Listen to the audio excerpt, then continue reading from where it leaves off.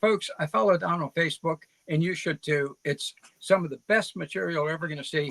But I want to go to ask you about Millie in a second. Before we do, he posted this today, which I thought was hilarious. The red for Christmas, Merry Christmas, and the idiots on the left in the blue, Happy Holidays. It's amazing, isn't it? When you look at those county by county, county by county, maps of who's red and who's not. We're a red country, and Yeah. and I didn't mean to cut you off. Go ahead.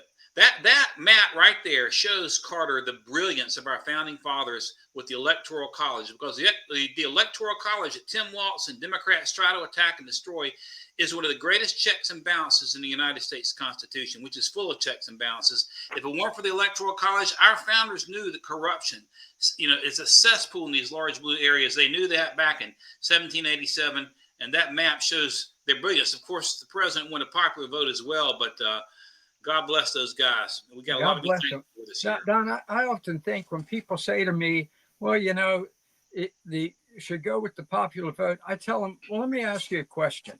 Do you really want to have your presidential elections determined by Larry David in California and Woody Allen in New York? Right. I don't think so. These people are kooks, and they, to me, are representative of the majority vote in California. Larry David, I think he's hilarious. I think Woody Allen's one of the funniest people in the face of, but I don't want him choosing my president. And that's why we have to have protections against states as big as New York and California. Am I right? Am I right? Betcha. And you betcha. And it goes back to a fundamental premise in Article 4, Section 4. This Constitution gives to the states a republican form of government.